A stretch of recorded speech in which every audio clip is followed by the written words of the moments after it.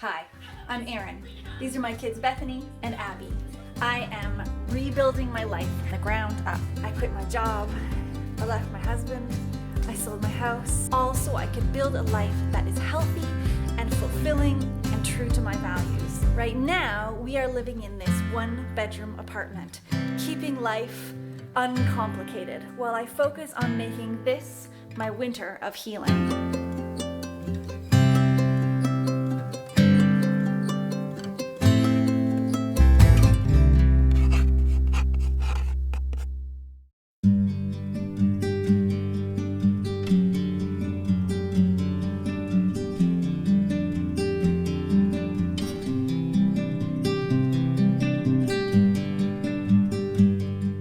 In my last video, I talked a lot about how much I've struggled and why it's important for me to do this healing work.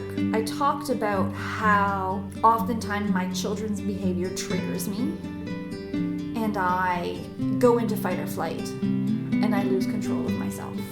So I've been working very hard on identifying my triggers and on developing the mindfulness to recognize when I have been triggered, so I can pause my fight or flight reaction and instead I can respond from a place of love. And that really is so much of the work that I'm doing right now.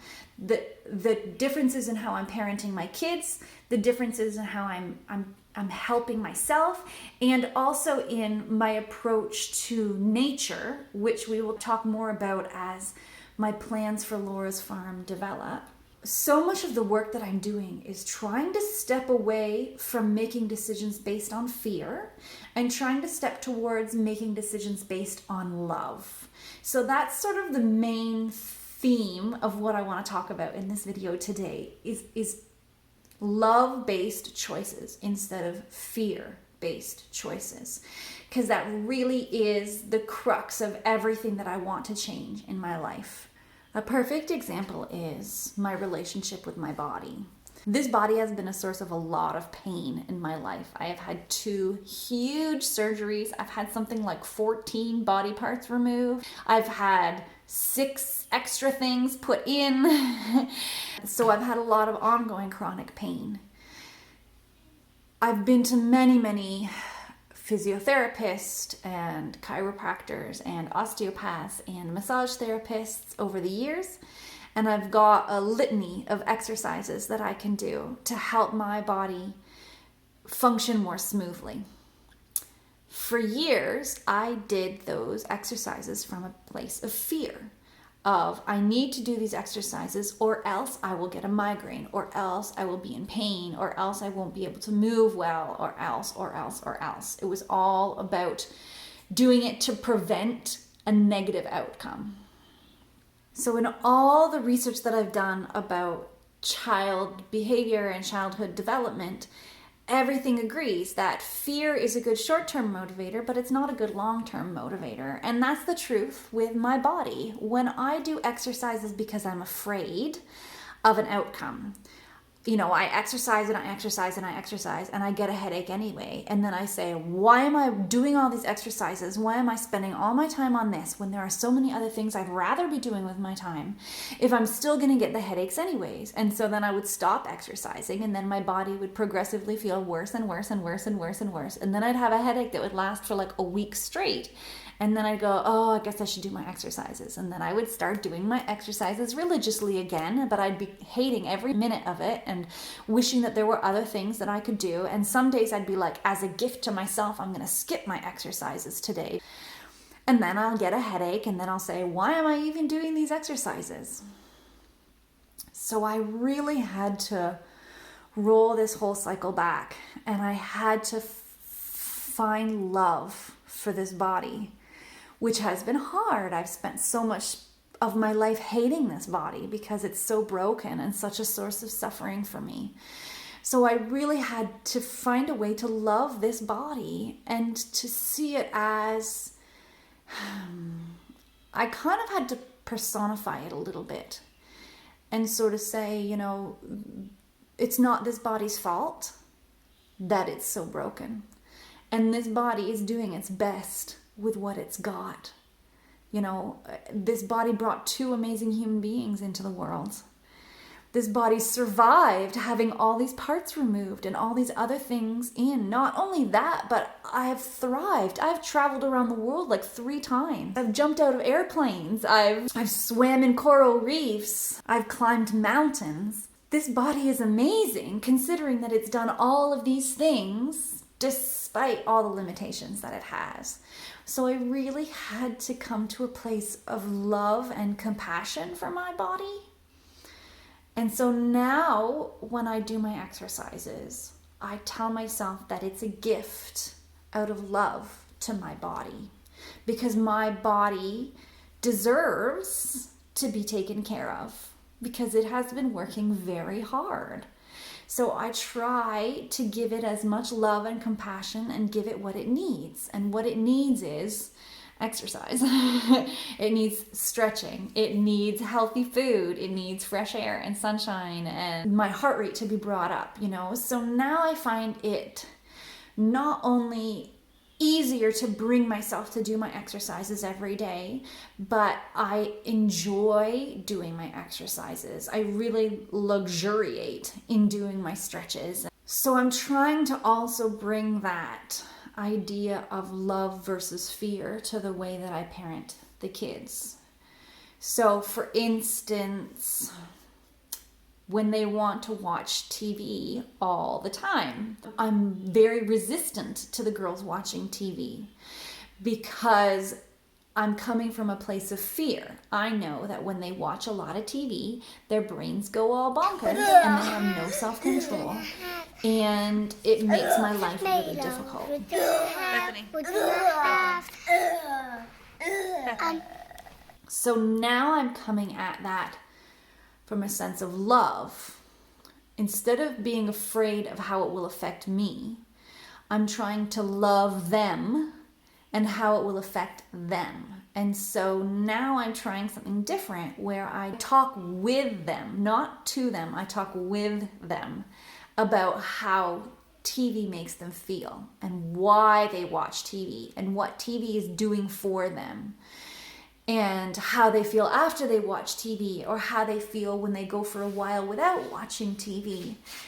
I'm trying to help them understand that it has an effect on themselves and that they should make choices that feel good in the long term rather than in the short term, which is what fear-based decisions are. Now, that's a lot easier to do when you've got control of your triggers and your amygdala doesn't hijack your brain.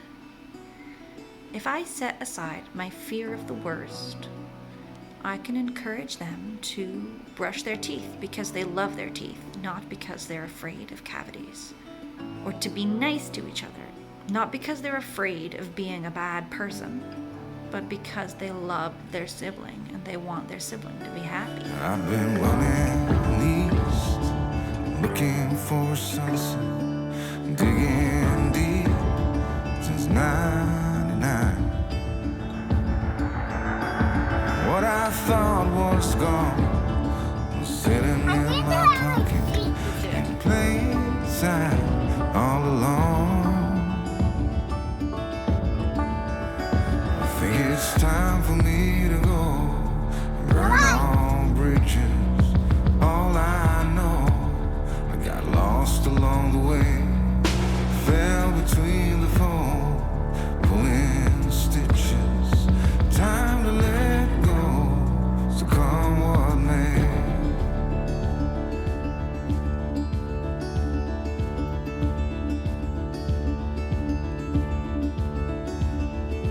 Don't look before you leave.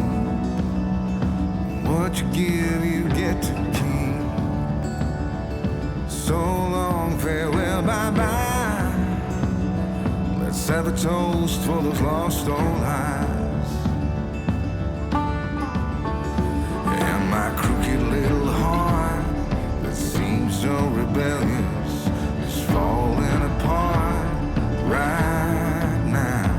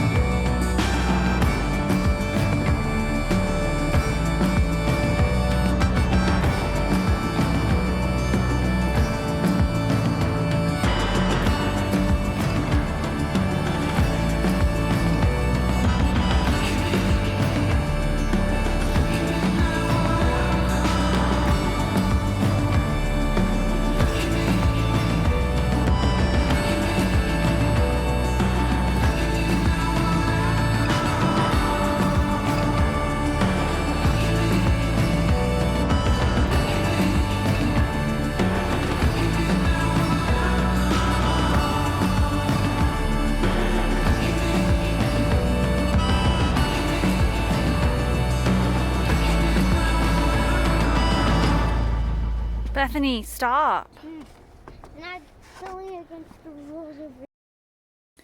So one of the biggest tools that I've been using in this healing journey is meditation.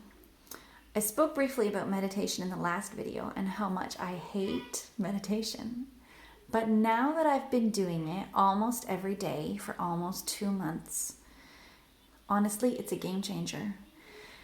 And I know most of you don't want to hear this, but meditation has been a game changer for me. So in the meditation program that I've been doing, it's an app called Calm. A guy named Jeff talks you through all these muscles in your mind that we don't usually use in our society, but that the more you use them, the easier it is to function in your day-to-day life.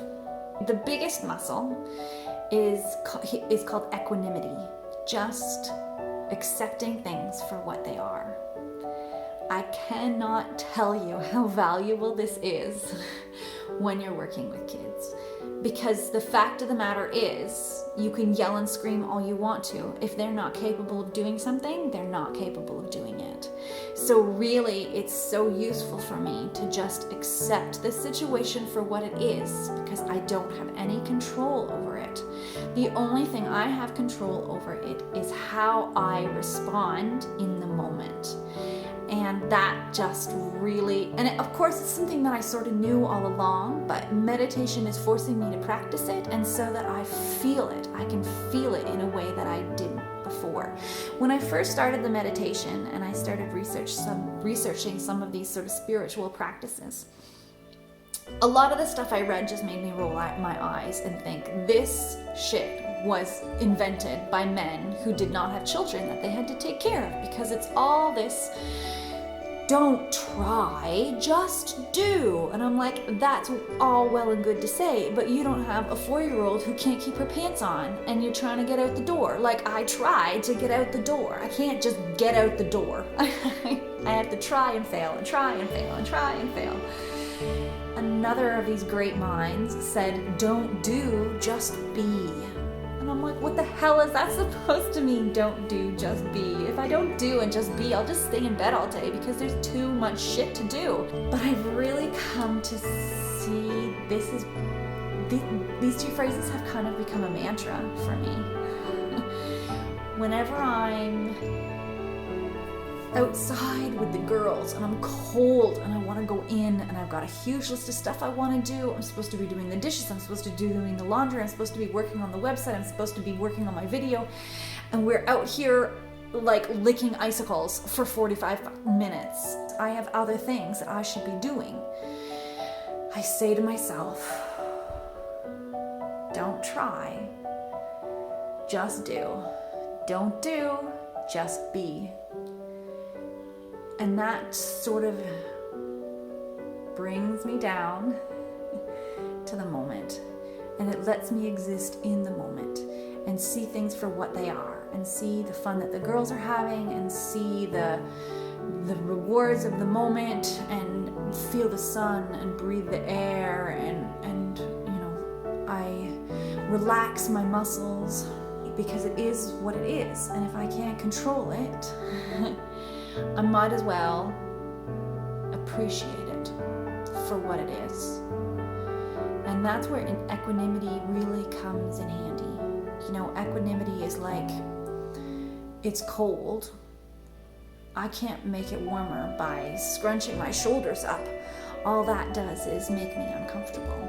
So I'm just gonna be cold. And it doesn't make a difference what I do. It's just cold. So I might as well just let it be cold, which goes against 41 years of life experience. The 41 years tells me, you know, when you're in pain, you brace against pain. When you're cold, you clench against cold. When your kids are pulling this way, you pull this way. But it's a